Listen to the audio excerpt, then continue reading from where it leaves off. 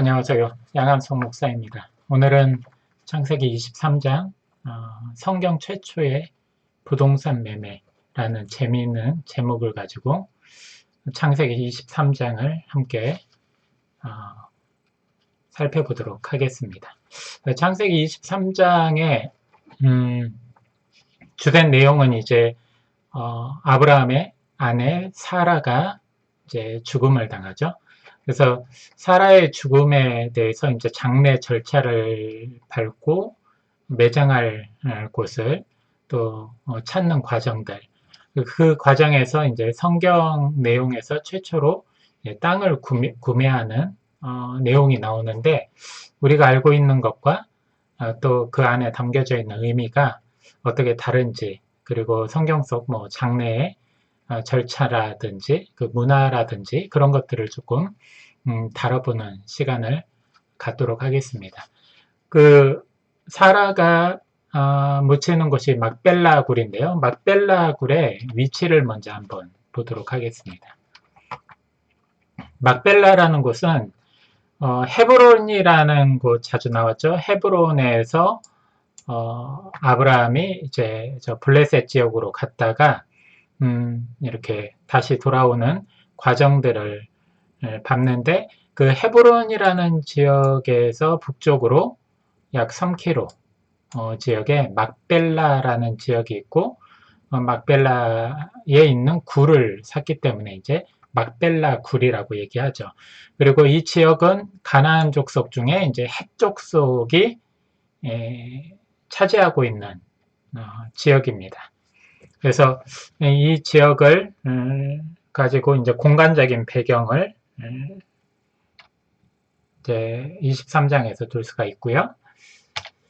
자, 23장 1절부터 4절까지의 내용은 사라의 죽음에 대해서 이제 나옵니다. 그리고 그 사라가 죽은 시점이 정착해 있는 시점이 아니라 결국 그때도 이제 나그네로서 거류민으로서 있을 때 사라가 죽음을 당하죠. 그러니까 객사를 한 거죠.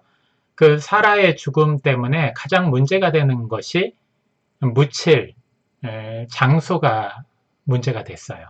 그리고 이제 장례를 치러야 되는 그런 과정이 남아있죠. 근데 왜 문제가 되냐면 나그네나 거류민은 한마디로 그 나라의 국적이 있지 않기 때문에 그 나라의 땅을 살 수가 없습니다. 그래서 이제 장사를 치르고 나서 이제 매장을 할 때는 이제 문제가 생기는 거죠. 여기 보면 나그네의 이제 한계가 거류는 하되 땅을 가질 수 없는 존재, 이렇게 적어놨죠.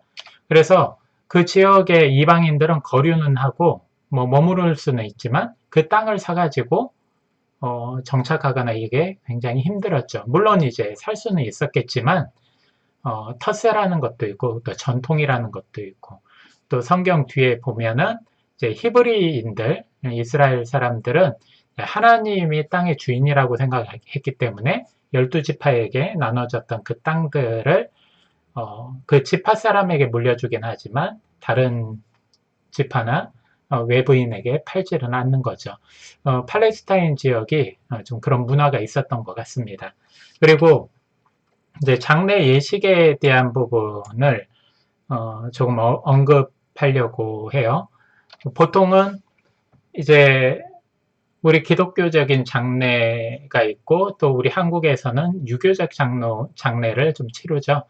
그런데 그 되게 유교적 장례는 들어가 보면 굉장히 복잡하고, 하지만 그 복잡한 것을 떠나서 기독교식으로 예배를 드린다고는 하지만 유교적인 제사를 드리는 것에 그냥 예배라는 단어만을 붙이고 지내는 현실이 바로 기독교 장례 현실입니다. 그래서 이 부분에 대해서는 나중에 이제 특강 형식으로 다룰 텐데요.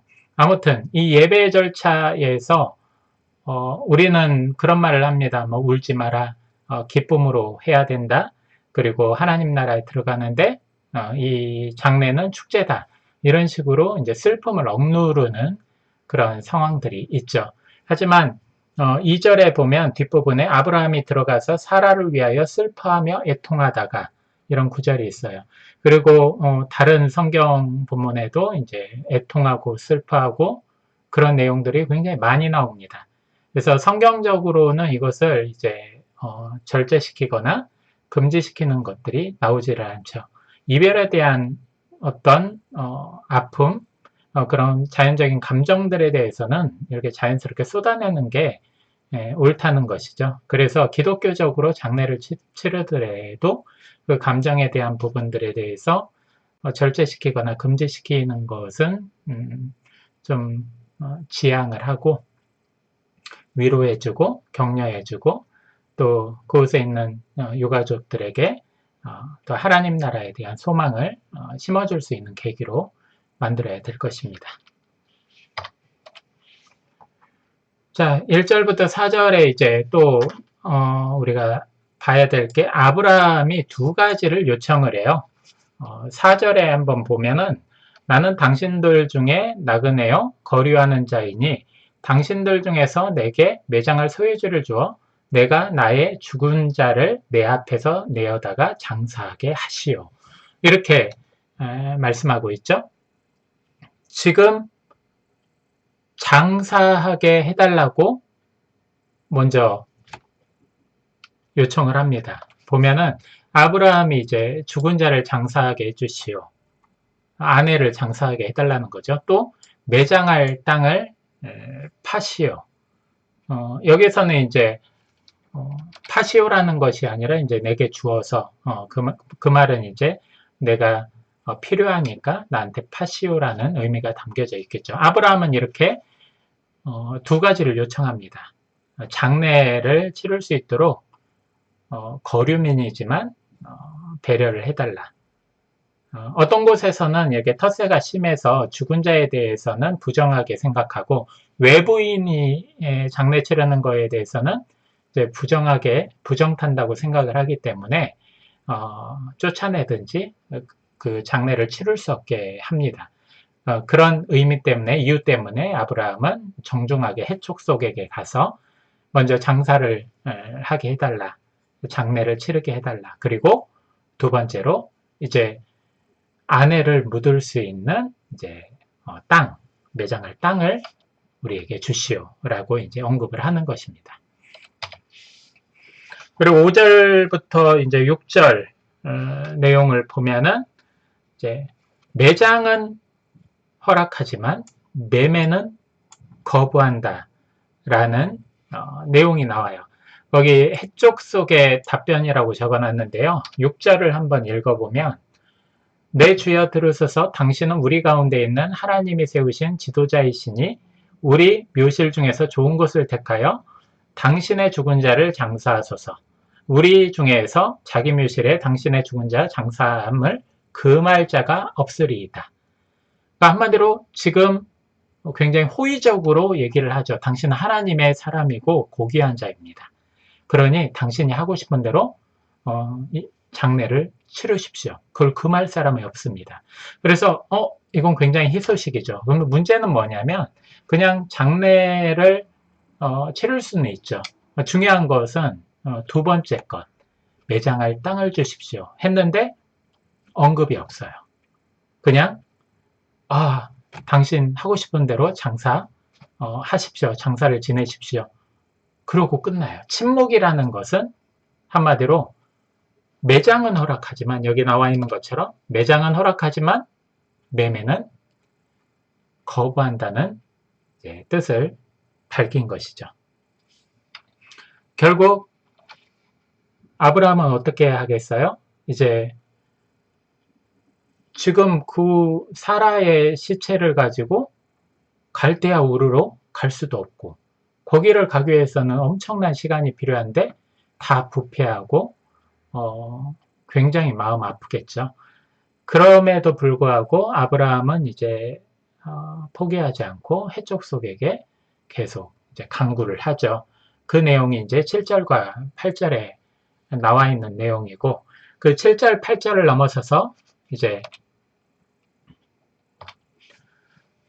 7절부터 20절까지 전체 끝에까지의 내용은 이제 성경 최초의 부동산 매매 과정이 나옵니다. 오늘의 이제 제목이죠. 그래서 아브라함의 땅 매매를 또 요구를 해요. 9절에 그에 나와 있습니다. 충분한 대가를 받고 그 굴을 내게 주어 당신들 중에서 매장할 소유주가 되게 하기를 원하노라. 사라뿐만 아니라 하나님께서 약속의 자손도 이삭으로 주셨지만 이 약속의 땅도 하나님께서 허락하셔서 가나안 지역에 와 있는데 지금 계속해서 나그네로 거류민으로 살아왔던 아브라함, 그리고 처량하게도 사라는 객지에서 죽음을 맞이하는 형편에 이른 거죠. 아브라함은 절실했죠. 그래서 끝까지 땅을 구하기 위해서 요구를 합니다. 이제 해쪽 속이 흥정을 하다 이렇게 나와 있죠. 아브라함의 그 절박한 사정을 이제 눈치를 챈 것이죠. 그래서 자신들에게 유리하게끔 이제 흥정을 해갑니다. 그 과정을 한번 볼까요? 11절에 보면 내 주여 그리 마시고 내 말을 들으소서. 내가 그 밭을 당신에게 드리고 그 속의 굴도 내가 당신에게 드리되 내가 내 동족 앞에서 당신에게 드리오니 당신의 죽은 자를 장사하소서. 여기 우리가 그냥 문자적으로 읽을 때는 다 드리겠습니다 하면서 우호적으로 나온 것 같죠.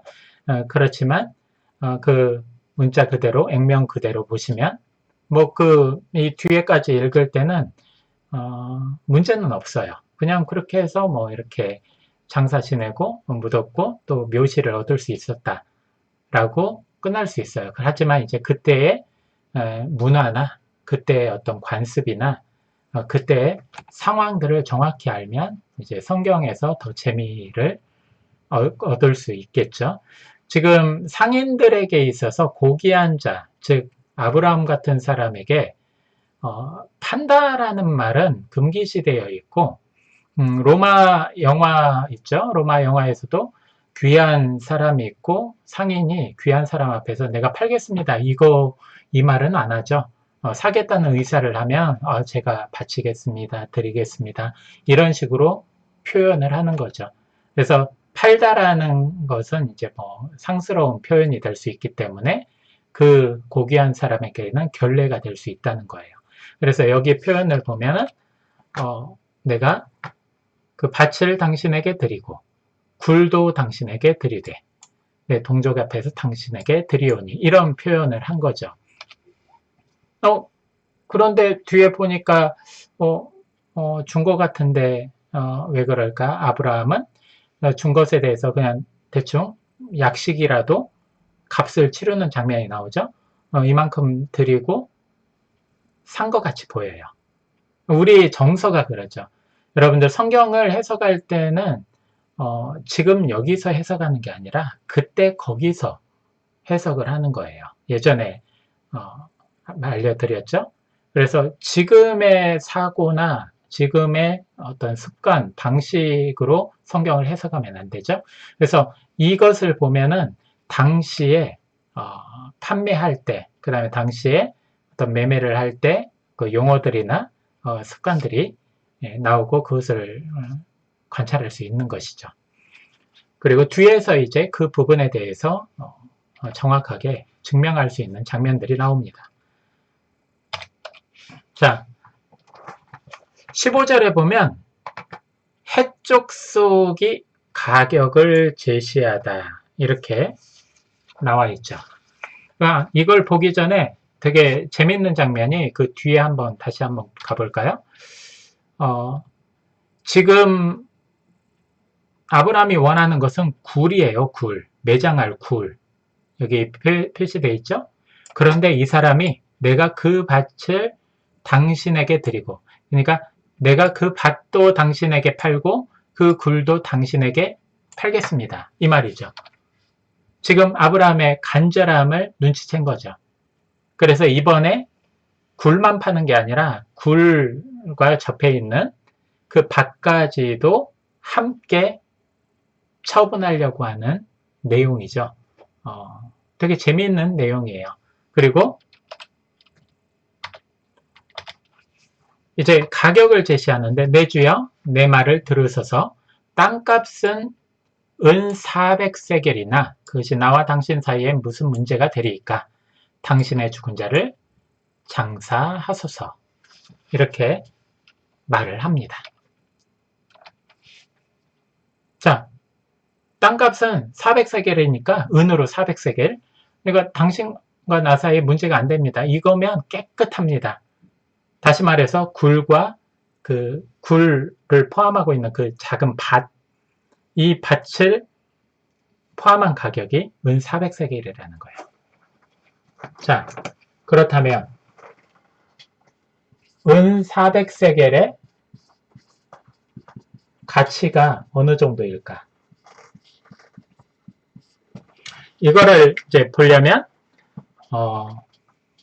11개 상을 보면 북이스라엘의 왕 오므리라는 사람이 있어요. 오므리 왕이 이제 북이스라엘의 수도인 사마리아를 건설하기 위해 사마리아 산지 이 사마리아 수도를 건설하기 위해서 부지, 그러니까 한마디로 수도니까 우리 서울특별시에 이제 서울이라 한성, 한양이라는 곳에 도읍을 정하기 위해서 그 땅 전체를 이제 사는 거죠.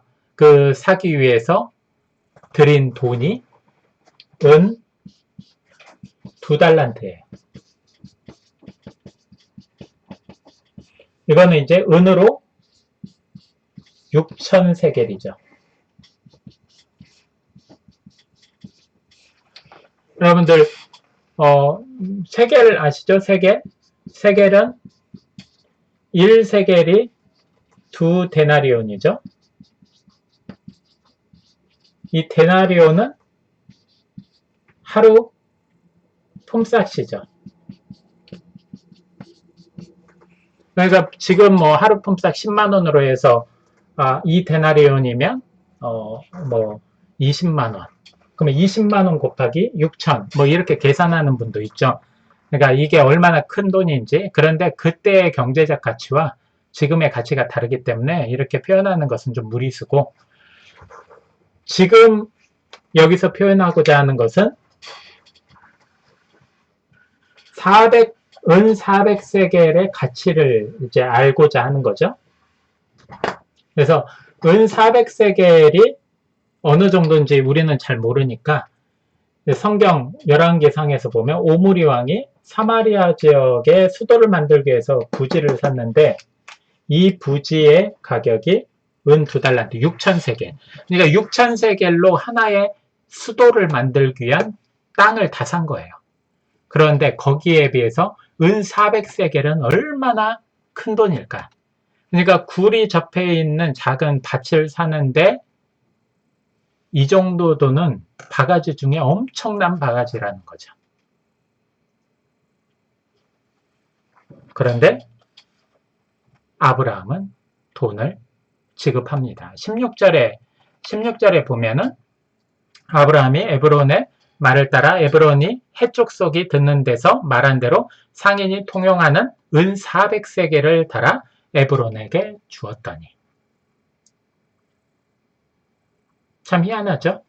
이 정도면 다른데 뭐 사가지고 할 수도 있을 텐데 아브라함은 왜 이렇게 큰 돈, 어마어마한 돈을 지불했을까?